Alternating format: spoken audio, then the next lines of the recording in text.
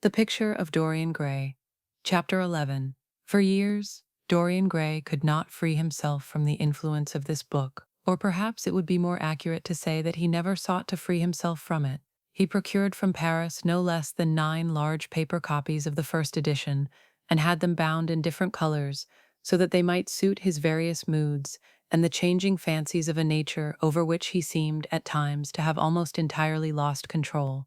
The hero, the wonderful young Parisian, in whom the romantic and the scientific temperaments were so strangely blended, became to him a kind of prefiguring type of himself. And indeed the whole book seemed to him to contain the story of his own life, written before he had lived it. In one point he was more fortunate than the novel's fantastic hero. He never knew, never indeed had any cause to know, that somewhat grotesque dread of mirrors, and polished metal surfaces, and still water which came upon the young Parisian so early in his life, and was occasioned by the sudden decay of a beau that had once, apparently, been so remarkable.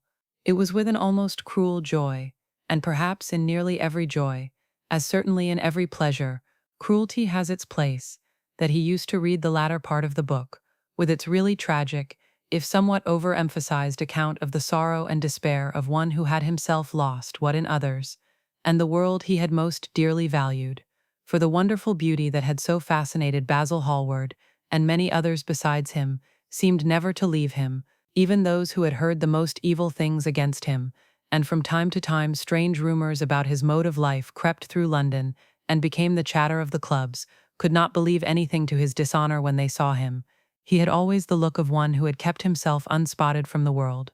Men who talked grossly became silent when Dorian Gray entered the room. There was something in the purity of his face that rebuked them. His mere presence seemed to recall to them the memory of the innocence that they had tarnished. They wondered how one so charming and graceful as he was could have escaped the stain of an age that was at once sordid and sensual. Often, on returning home from one of those mysterious and prolonged absences that gave rise to such strange conjecture among those who were his friends, or thought that they were so, he himself would creep upstairs to the locked room, open the door with the key that never left him now, and stand, with a mirror in front of the portrait that Basil Hallward had painted of him, looking now at the evil and aging face on the canvas, and now at the fair young face that laughed back at him from the polished glass. The very sharpness of the contrast used to quicken his sense of pleasure. He grew more and more enamored of his own beauty, more and more interested in the corruption of his own soul. He would examine with minute care, and sometimes with a monstrous and terrible delight, the hideous lines that seared the wrinkling forehead or crawled around the heavy sensual mouth, wondering sometimes which were the more horrible, the signs of sin or the signs of age. He would place his white hands beside the coarse bloated hands of the picture, and smile. He mocked the misshapen body and the failing limbs. There were moments, indeed at night, when, lying sleepless in his own delicately scented chamber, or in the sordid room of the little ill-famed tavern near the docks which, under an assumed name and in disguise, it was his habit to frequent, he would think of the ruin he had brought upon his soul with a pity that was all the more poignant because it was purely selfish. But moments such as these were rare. That curiosity about life which Lord Henry had first stirred in him, as they sat together in the garden of their friend, seemed to increase with gratification. The more he knew, the more he desired to know. He had mad hungers that grew more ravenous as he fed them, yet he was not really reckless, at any rate in his relations to society. Once or twice every month during the winter, and on each Wednesday evening while the season lasted, he would throw open to the world his beautiful house and have the most celebrated musicians of the day to charm his guests with the wonders of their art. His little dinners, in the settling of which Lord Henry always assisted him, were noted as much for the careful selection and placing of those invited, as for the exquisite taste shown in the decoration of the table, with its subtle symphonic arrangements of exotic flowers, and embroidered cloths, and antique plate of gold and silver. Indeed, there were many, especially among the very young men, who saw or fancied that they saw, in Dorian Gray the true realization of a type of which they had often dreamed in Eton or Oxford days, a type that was to combine something of the real culture of the scholar with all the grace and distinction and perfect manner of a citizen of the world. To them he seemed to be of the company of those whom Dante describes as having sought to make themselves perfect by the worship of beauty. Like Gautier, he was one for whom the visible world existed, and certainly to him life itself was the first, the greatest of the arts, and for it all the other arts seemed to be but a preparation, fashion, by which what is really fantastic becomes for a moment universal, and dandyism, which in its own way is an attempt to assert the absolute modernity of beauty, had of course their fascination for him. His mode of dressing, and the particular styles that from time to time he affected, had their marked influence on the young exquisites of the Mayfair balls and Pall Mall club windows, who copied him in everything that he did, and tried to reproduce the accidental charm of his graceful, though to him only half-serious fopperies.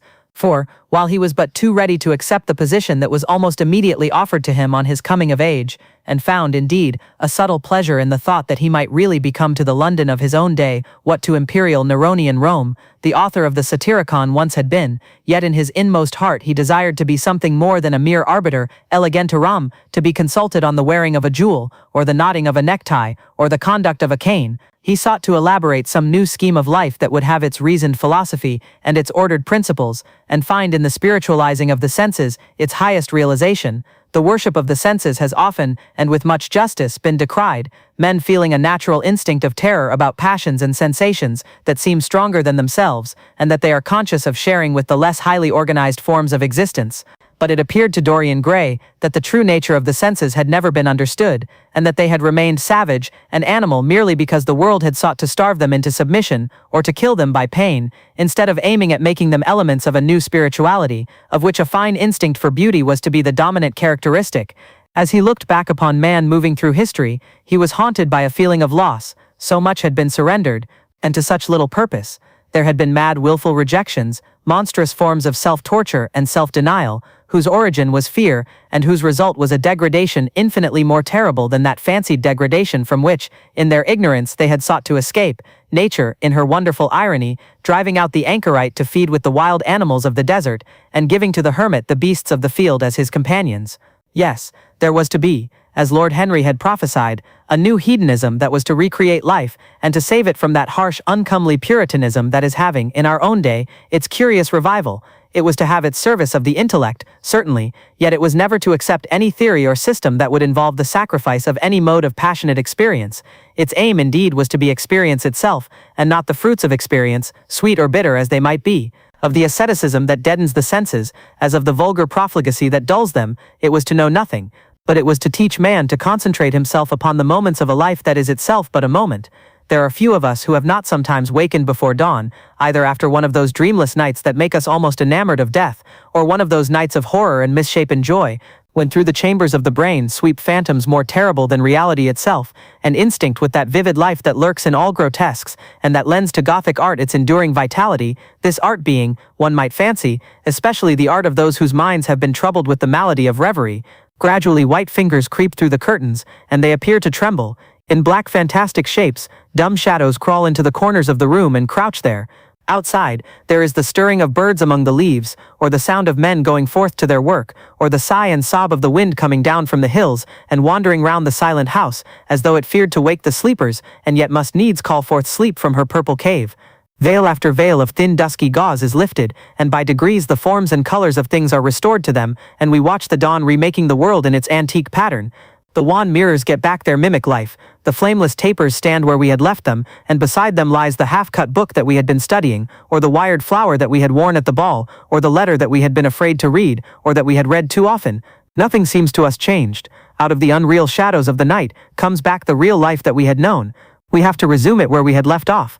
And there steals over us a terrible sense of the necessity for the continuance of energy in the same wearisome round of stereotyped habits, or a wild longing, it may be, that our eyelids might open some morning upon a world that had been refashioned anew in the darkness for our pleasure, a world in which things would have fresh shapes and colors, and be changed, or have other secrets, a world in which the past would have little or no place, or survive at any rate, in no conscious form of obligation or regret, the remembrance even of joy having its bitterness, and the memories of pleasure their pain. It was the creation of such worlds as these that seemed to Dorian Gray to be the true object, or amongst the true objects of life, and in his search for sensations that would be at once new and delightful, and possess that element of strangeness that is so essential to romance, he would often adopt certain modes of thought that he knew to be really alien to his nature, abandon himself to their subtle influences, and then, having as it were caught their color and satisfied his intellectual curiosity, leave them with that curious indifference that is not incompatible with a real ardor of temperament, and that indeed, according to certain modern psychologists, is often a condition of it. It was rumored of him once that he was about to join the Roman Catholic communion, and certainly the Roman ritual had always a great attraction for him. The daily sacrifice, more awful really than all the sacrifices of the antique world, stirred him as much by its superb rejection of the evidence of the senses as by the primitive simplicity of its elements and the eternal pathos of the human tragedy that it sought to symbolize. He loved to kneel down on the cold marble pavement and watch the priest in his stiff-flowered dalmatic, slowly and with white hands moving aside the veil of the tabernacle, or raising aloft the jeweled lantern-shaped monstrance, with that pallid wafer that at times, one would fain think, is indeed the panis caelestis, the bread of angels, or robed in the garments of the Passion of Christ, breaking the host into the chalice, and smiting his breast for his sins. The fuming censers that the grave boys, in their lace and scarlet, tossed into the air like great gilt flowers had their subtle fascination for him. As he passed out, he used to look with wonder at the black confessionals, and long to sit in the dim shadow of one of them, and listen to men and women whispering through the worn grating the true story of their lives. But he never fell into the error of arresting his intellectual development by any formal acceptance of creed or system, or of mistaking for a house in which to live, an inn that is but suitable for the sojourn of a night, or for a few hours of a night in which there are no stars and the moon is in travail. Mysticism, with its marvelous power of making common things strange to us, and the subtle antinomianism that always seems to accompany it, moved him for a season, and for a season he inclined to the materialistic doctrines of the Darwinism's movement in Germany, and found a curious pleasure in tracing the thoughts and passions of men to some pearly cell in the brain, or some white nerve in the body, delighting in the conception of the absolute dependence of the spirit on certain physical conditions, morbid or healthy, normal or diseased. Yet, as has been said of him before, no theory of life seemed to him to be of any importance compared with life itself. He felt keenly conscious of how barren all intellectual speculation is when separated from action and experiment. He knew that the senses, no less than the soul, have their spiritual mysteries to reveal, and so he would now study perfumes and the secrets of their manufacture, distilling heavily scented oils and burning odorous gums from the East. He saw that there was no mood of the mind that had not its counterpart in the sensuous life, and set himself to discover their true relations, wondering what there was in frankincense that made one mystical, and in ambergris that stirred one's passions, and in violets that woke the memory of dead romances, and in musk that troubled the brain, and in champac that stained the imagination, and seeking often to elaborate a real psychology of perfumes, and to estimate the several influences of sweet-smelling roots and scented pollen-laden flowers, of aromatic balms and of dark and fragrant woods, of spikenard that sickens, of hovenia that makes men mad, and of aloes that are said to be able to expel melancholy from the soul. At another time he devoted himself entirely to music, and in a long latticed room with a vermilion and gold ceiling and walls of olive green lacquer, he used to give curious concerts in which mad gypsies tore wild music from little zithers, or grave yellow-shawled Tunisians plucked at the strained strings of monstrous lutes, while grinning Negroes beat monotonously upon copper drums, and crouching upon scarlet mats, slim turbaned Indians blew through long pipes of reed or brass and charmed or feigned to charm great hooded snakes and horrible horned adders. The harsh intervals and shrill discords of barbaric music stirred him at times when Schubert's Grace and Chopin's Beautiful Sorrows, and the mighty harmonies of Beethoven himself, fell unheeded on his ear. He collected together from all parts of the world the strangest instruments that could be found, either in the tombs of dead nations or among the few savage tribes that have survived contact with Western civilizations, and loved to touch and try them. He had the mysterious Juruparis of the Rio Negro Indians, that women are not allowed to look at, and that even youths may not see till they have been subjected to fasting and scourging, and the earthen jars of the Peruvians that have the shrill cries of birds, and flutes of human bones such as Alfonso de Oval heard in Chile, and the sonorous green jaspers that are found near Cusco and give forth a note of singular sweetness. He had painted gourds filled with pebbles that rattled when they were shaken, the long clarin of the Mexicans, into which the performer does not blow, but through which he inhales the air, the harsh tour of the Amazon tribes, that is sounded by the sentinels, who sit all day long in high trees, and can be heard, it is said, at a distance of 3 leagues, the tepanasli, that has 2 vibrating tongues of wood, and is beaten with sticks that are smeared with an elastic gum obtained from the milky juice of plants, the yodel bells of the Aztecs, that are hung in clusters like grapes, and a huge cylindrical drum, covered with the skins of great serpents, like the one that Bernal Diaz saw when he went with Cortes into the Mexican temple, and of whose doleful sound he has left us so vivid a description.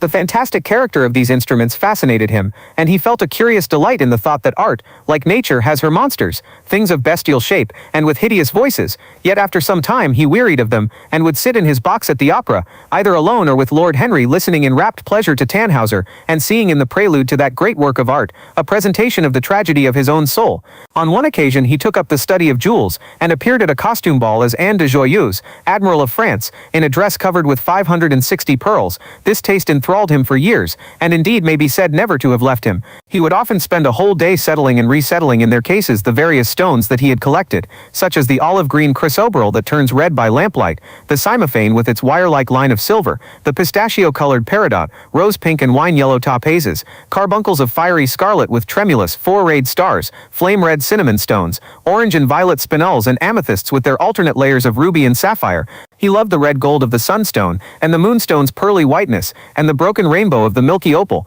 He procured from Amsterdam 3 emeralds of extraordinary size and richness of color, and had a turquoise de la Vieille Roche that was the envy of all the connoisseurs. He discovered wonderful stories, also about jewels. In Alfonso's Clericalis Disciplina, a serpent was mentioned with eyes of real jacinth, and in the romantic history of Alexander, the conqueror of Emathia was said to have found in the Vale of Jordan snakes with collars of real emeralds growing on their backs. There was a gem in the brain of the dragon, Philostratus told us, and by the exhibition of golden letters and a scarlet robe, the monster could be thrown into a magical sleep and slain. According to the great alchemist, Pierre de Boniface, the diamond rendered a man invisible, and the agate of India made him eloquent. The cornelian appeased anger, and the hyacinth provoked sleep, and the amethyst drove away the fumes of wine. The garnet cast out demons, and the hydropicus deprived the moon of her color. The selenite waxed and waned with the moon, and the meloceus, that discovers thieves, could be affected only by the blood of kids. Leonardus Camillus had seen a white stone taken from the brain of a newly killed toad that was a certain antidote against poison. The bezoar, that was found in the heart of the Arabian deer, was a charm that could cure the plague. In the nests of Arabian birds was the aspilates, that according to Democritus, kept the wearer from any danger by fire. The king of Ceylon rode through his city with a large ruby in his hand, as the ceremony of his coronation. The gates of the palace of John the priest were made of sardius, with the horn of the horned snake inwrought, so that no man might bring poison within. Over the gable were 2 golden apples, in which were 2 carbuncles, so that the gold might shine by day and the carbuncles by night. In Lodge's strange romance, A Marguerite of America, it was stated that in the chamber of the queen one could behold all the chaste ladies of the world, enchased out of silver, looking through fair mirrors of chrysolites, carbuncles, sapphires and green emeralds. Marco Polo had seen the inhabitants of Zipangu place rose-colored pearls in the mouths of the dead. A sea monster had been enamored of the pearl that the diver brought to King Perozes, and had slain the thief, and mourned for 7 moons over its loss. When the Huns lured the king into the great pit, he flung it away. Procopius tells the story, nor was it ever found again, though the emperor Anastasius offered 500 weight of gold pieces for it. The king of Malabar had shown to a certain Venetian a rosary of 304 pearls, one for every god that he worshipped. When the Duc de Valentinois, son of Alexander VI, visited Louis XII of France, his horse was loaded with gold leaves, according to Brantome, and his cap had double rows of rubies that threw out a great light. Charles of England had ridden in stirrups, hung with 421 diamonds. Richard II had a coat, valued at 30,000 marks, which was covered with balas rubies. Hall described Henry VIII, on his way to the Tower previous to his coronation, as wearing a jacket of raised gold, the placard embroidered with diamonds and other rich stones, and a great bauderike about his neck of large balasses. The favorites of James I wore earrings of emeralds set in gold filigrane. Edward II gave to Piers Gaveston a suit of red gold armor studded with jacinths, a collar of gold roses set with turquoise stones, and a skull-cap parsam with pearls. Henry II wore jeweled gloves reaching to the elbow, and had a hawk glove sewn with 12 rubies and 52 great orients. The ducal hat of Charles the Rash, the last Duke of Burgundy of his race, was hung with pear-shaped pearls and studded with sapphires. How exquisite life had once been, how gorgeous in its pomp and decoration. Even to read of the luxury of the dead was wonderful. Then he turned his attention to embroideries and to the tapestries that performed the office of frescoes in the chill rooms of the northern nations of Europe. As he investigated the subject, and he always had an extraordinary faculty of becoming absolutely absorbed for the moment in whatever he took up, he was almost saddened by the reflection of the ruin that time brought on beautiful and wonderful things. He, at any rate, had escaped that. Summer followed summer, and the yellow jonquils bloomed and died many times, and nights of horror repeated the story of their shame, but he was unchanged. No winter marred his face or stained his flower-like bloom. How different it was with material things. Where had they passed to? Where was the great crocus-colored robe on which the gods fought against the giants, that had been worked by brown girls for the pleasure of Athena? Where the huge velarium that Nero had stretched across the Colosseum at Rome, that Titan sail of purple on which was represented the starry sky, and Apollo driving a chariot drawn by white gilt-reined steeds? He longed to see the curious table napkins wrought for the priest of the sun, on which were displayed all the dainties and viands that could be wanted for a feast, the mortuary cloth of King Chilperic, with its 300 golden bees, the fantastic robes that excited the indignation of the Bishop of Pontus and were figured with lions, panthers, bears, dogs, forests, rocks, hunters, all, in fact, that a painter can copy from nature, and the coat that Charles of Orleans once wore, on the sleeves of which were embroidered the verses of a song beginning, Madame, je suis tout joyeux, the musical accompaniment of the words being wrought in gold thread, and each note of square shape in those days formed with 4 pearls. He read of the room that was prepared at the palace at Rheims for the use of Queen Joan of Burgundy and was decorated with 1,321 parrots, made in broidery and blazoned with the king's arms, and 561 butterflies, whose wings were similarly ornamented with the arms of the queen, the whole worked in gold. Catherine de Medicis had a mourning bed made for her of black velvet powdered with crescents and suns. Its curtains were of damask, with leafy wreaths and garlands, figured upon a gold and silver ground, and fringed along the edges with broideries of pearls, and it stood in a room hung with rows of the queen's devices in cut black velvet upon cloth of silver. Louis XIV had gold-embroidered caryatides 15 feet high in his apartment. The state bed of Sobieski, King of Poland, was made of Smyrna gold brocade embroidered in turquoises with verses from the Quran. Its supports were of silver gilt, beautifully chased, and profusely set with enameled and jeweled medallions. It had been taken from the Turkish camp before Vienna, and the standard of Mohammed had stood beneath the tremulous gilt of its canopy. And so for a whole year he sought to accumulate the most exquisite specimens that he could find of textile and embroidered work, getting the dainty Delhi muslins, finely wrought with gold thread pomates and stitched over with iridescent beetles' wings, the Dhaka gauzes, that from their transparency are known in the East as woven air and running water, and evening dew, strange figured cloths from Java, elaborate yellow Chinese hangings, books bound in tawny satins or fair blue silks and wrought with fleurs de lis, birds and images, veils of lacis worked in Hungary point, Sicilian brocades and stiff Spanish velvets, Georgian work, with its gilt coins, and Japanese fukusas, with their green-toned golds and their marvelously plumaged birds. He had a special passion, also for ecclesiastical vestments, as indeed he had for everything connected with the service of the church.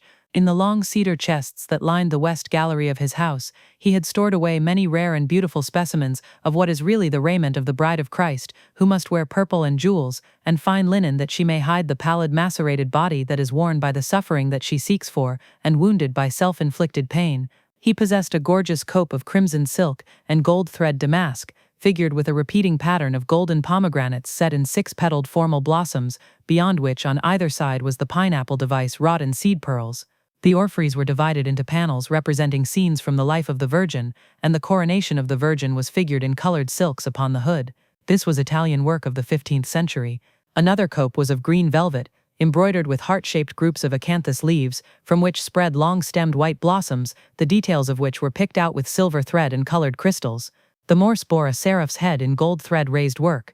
The orphreys were woven in a diaper of red and gold silk, and were starred with medallions of many saints and martyrs, among whom was Saint Sebastian. He had chasubles, also of amber-colored silk, and blue silk in gold brocade, and yellow silk damask and cloth of gold, figured with representations of the Passion and Crucifixion of Christ, and embroidered with lions and peacocks and other emblems, dalmatics of white satin and pink silk damask, decorated with tulips and dolphins and fleur-de-lis, altar frontals of crimson velvet and blue linen, and many corporals, chalice veils, and sudaria. In the mystic offices to which such things were put, there was something that quickened his imagination, for these treasures and everything that he collected in his lovely house were to be to him means of forgetfulness, modes by which he could escape for a season from the fear that seemed to him at times to be almost too great to be borne. Upon the walls of the lonely locked room where he had spent so much of his boyhood, he had hung with his own hands the terrible portrait whose changing features showed him the real degradation of his life, and in front of it had draped the purple and gold pall as a curtain. For weeks he would not go there, would forget the hideous painted thing, and get back his light heart, his wonderful joyousness, his passionate absorption in mere existence. Then, suddenly, some night he would creep out of the house, go down to dreadful places near Bluegate Fields, and stay there, day after day, until he was driven away. On his return he would sit in front of the picture, sometimes loathing it and himself, but filled, at other times, with that pride of individualism that is half the fascination of sin, and smiling with secret pleasure at the misshapen shadow that had to bear the burden that should have been his own. After a few years he could not endure to be long out of England, and gave up the villa that he had shared at Trouville with Lord Henry, as well as the little white walled-in house at Algiers, where they had more than once spent the winter. He hated to be separated from the picture that was such a part of his life, and was also afraid that during his absence someone might gain access to the room, in spite of the elaborate bars that he had caused to be placed upon the door. He was quite conscious that this would tell them nothing. It was true that the portrait still preserved, under all the foulness and ugliness of the face, its marked likeness to himself, but what could they learn from that? He would laugh at anyone who tried to taunt him. He had not painted it. What was it to him how vile and full of shame it looked? Even if he told them, would they believe it? Yet he was afraid. Sometimes when he was down at his great house in Nottinghamshire, entertaining the fashionable young men of his own rank, who were his chief companions, and astounding the county by the wanton luxury and gorgeous splendor of his mode of life, he would suddenly leave his guests, and rush back to town to see that the door had not been tampered with, and that the picture was still there. What if it should be stolen? The mere thought made him cold with horror. Surely the world would know his secret then. Perhaps the world already suspected it. For while he fascinated many, there were not a few who distrusted him. He was very nearly blackballed at a West End club of which his birth and social position fully entitled him to become a member, and it was said that on one occasion when he was brought by a friend into the smoking room of the Churchill, the Duke of Berwick and another gentleman got up in a marked manner and went out. Curious stories became current about him after he had passed his 25th year. It was rumored that he had been seen brawling with foreign sailors in a low den in the distant parts of Whitechapel, and that he consorted with thieves and coiners and knew the mysteries of their trade. His extraordinary absences became notorious, and when he used to reappear again in society, men would whisper to each other in corners, or pass him with a sneer, or look at him with cold searching eyes, as though they were determined to discover his secret. Of such insolences and attempted slights he of course took no notice, and in the opinion of most people his frank debonair manner, his charming boyish smile, and the infinite grace of that wonderful youth that seemed never to leave him, were in themselves a sufficient answer to the calumnies, for so they termed them, that were circulated about him. It was remarked, however, that some of those who had been most intimate with him appeared, after a time, to shun him. Women who had wildly adored him, and for his sake, had braved all social censure and set convention at defiance, were seen to grow pallid with shame or horror if Dorian Gray entered the room, yet these whispered scandals only increased in the eyes of many his strange and dangerous charm. His great wealth was a certain element of security. Society, civilized society at least, is never very ready to believe anything to the detriment of those who are both rich and fascinating. It feels instinctively that manners are of more importance than morals, and in its opinion, the highest respectability is of much less value than the possession of a good chef. And after all, it is a very poor consolation to be told that the man who has given one a bad dinner, or poor wine, is irreproachable in his private life. Even the cardinal virtues cannot atone for half-cold entrees, as Lord Henry remarked once, in a discussion on the subject, and there is possibly a good deal to be said for his view. For the canons of good society are, or should be, the same as the canons of art. Form is absolutely essential to it. It should have the dignity of a ceremony, as well as its unreality, and should combine the insincere character of a romantic play with the wit and beauty that make such plays delightful to us. Is insincerity such a terrible thing? I think not. It is merely a method by which we can multiply our personalities. Such, at any rate, was Dorian Gray's opinion. He used to wonder at the shallow psychology of those who conceive the ego in man as a thing simple, permanent, reliable, and of one essence. To him, man was a being with myriad lives and myriad sensations, a complex multiform creature that bore within itself strange legacies of thought and passion, and whose very flesh was tainted with the monstrous maladies of the dead. He loved to stroll through the gaunt cold picture gallery of his country house, and look at the various portraits of those whose blood flowed in his veins. Here was Philip Herbert, described by Francis Osborne, in his memoirs on the reigns of Queen Elizabeth and King James, as one who was caressed by the court for his handsome face, which kept him not long company. Was it young Herbert's life that he sometimes led? Had some strange poisonous germ crept from body to body till it had reached his own? Was it some dim sense of that ruined grace that had made him so suddenly, and almost without cause, give utterance in Basil Hallward's studio to the mad prayer that had so changed his life? Here, in gold-embroidered red doublet, jeweled surcoat and gilt-edged ruff and wristbands, stood Sir Anthony Sherard, with his silver and black armor piled at his feet. What had this man's legacy been? Had the lover of Giovanna of Naples bequeathed him some inheritance of sin and shame? Were his own actions merely the dreams that the dead man had not dared to realize? Here, from the fading canvas, smiled Lady Elizabeth Devereux, in her gauze hood, pearl stomacher, and pink slashed sleeves. A flower was in her right hand, and her left clasped an enameled collar of white and damask roses. On a table by her side lay a mandolin and an apple. There were large green rosettes upon her little pointed shoes. He knew her life, and the strange stories that were told about her lovers. Had he something of her temperament in him? These oval, heavy-lidded eyes seemed to look curiously at him, What of George Willoughby, with his powdered hair and fantastic patches? How evil he looked. The face was saturnine and swarthy, and the sensual lips seemed to be twisted with disdain.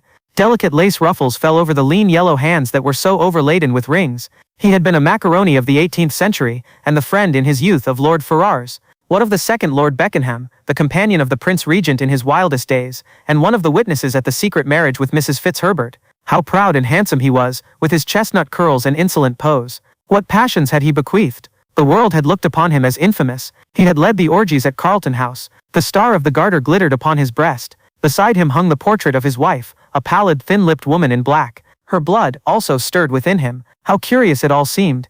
And his mother with her Lady Hamilton face and her moist wine-dashed lips. He knew what he had got from her. He had got from her his beauty, and his passion for the beauty of others. She laughed at him in her loose bachante dress. There were vine leaves in her hair. The purple spilled from the cup she was holding. The carnations of the painting had withered, but the eyes were still wonderful in their depth and brilliancy of color. They seemed to follow him wherever he went. Yet one had ancestors in literature as well as in one's own race, nearer perhaps in type and temperament, many of them, and certainly with an influence of which one was more absolutely conscious. There were times when it appeared to Dorian Gray that the whole of history was merely the record of his own life, not as he had lived it in act and circumstance, but as his imagination had created it for him, as it had been in his brain and in his passions. He felt that he had known them all, those strange, terrible figures that had passed across the stage of the world and made sin so marvelous and evil so full of subtlety. It seemed to him that in some mysterious way their lives had been his own. The hero of the wonderful novel that had so influenced his life had himself known this curious fancy. In the 7th chapter he tells how,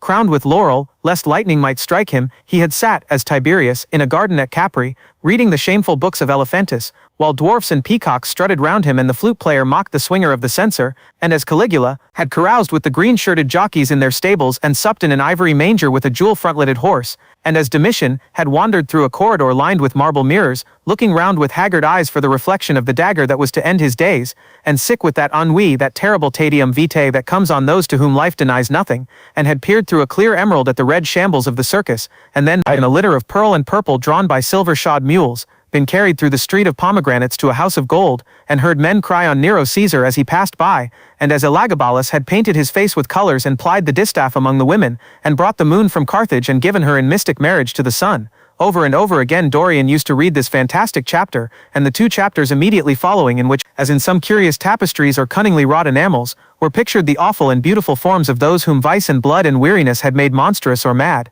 Filippo, Duke of Milan, who slew his wife and painted her lips with a scarlet poison that her lover might suck death from the dead thing he fondled. Pietro Barbi the Venetian, known as Paul II, who sought in his vanity to assume the title of Formosus, and whose tiara, valued at 200,000 florins, was bought at the price of a terrible sin. Gian Maria Visconti, who used hounds to chase living men and whose murdered body was covered with roses by a harlot who had loved him. The Borgia on his white horse, with fratricide riding beside him and his mantle stained with the blood of Perotto. Pietro Riario, the young Cardinal Archbishop of Florence, child and minion of Sixtus IV, whose beauty was equalled only by his debauchery, and who received Leonora of Aragon in a pavilion of white and crimson silk, filled with nymphs and centaurs, and gilded a boy that he might serve at the feast as Ganymede or Hylas. Ezelin, whose melancholy could be cured only by the spectacle of death, and who had a passion for red blood as other men have for red wine, the son of the fiend as was reported, and one who had cheated his father at dice when gambling with him for his own soul, Giambattista Cibo, who in mockery took the name of innocent, and into whose torpid veins the blood of 3 lads was infused by a Jewish doctor, Sigismondo Malatesta, the lover of Isotta and the lord of Rimini, whose effigy was burned at Rome as the enemy of God and man, who strangled Polissena with a napkin, and gave poison to Ginevra d'Este in a cup of emerald, and in honor of a shameful passion built a pagan church for Christian worship. Charles VI, who had so wildly adored his brother's wife, that a leper had warned him of the insanity that was coming on him, and who when his brain had sickened and grown strange, could only be soothed by Saracen cards painted with the images of love and death and madness, and in his trimmed jerkin and jeweled cap and acanthus-like curls, Griffinetto Baglioni, who slew Astori with his bride and Simonetto with his page, and whose comeliness was such that, as he lay dying in the yellow piazza of Perugia, those who had hated him could not choose but weep, and Atalanta who had cursed him, blessed him. There was a horrible fascination in them all. He saw them at night and they troubled his imagination in the day. The Renaissance knew of strange manners of poisoning by a helmet and a lighted torch, by an embroidered glove and a jeweled fan, by a gilded pomander and by an amber chain. Dorian Gray had been poisoned by a book. There were moments when he looked on evil simply as a mode through which he could realize his conception of the beautiful.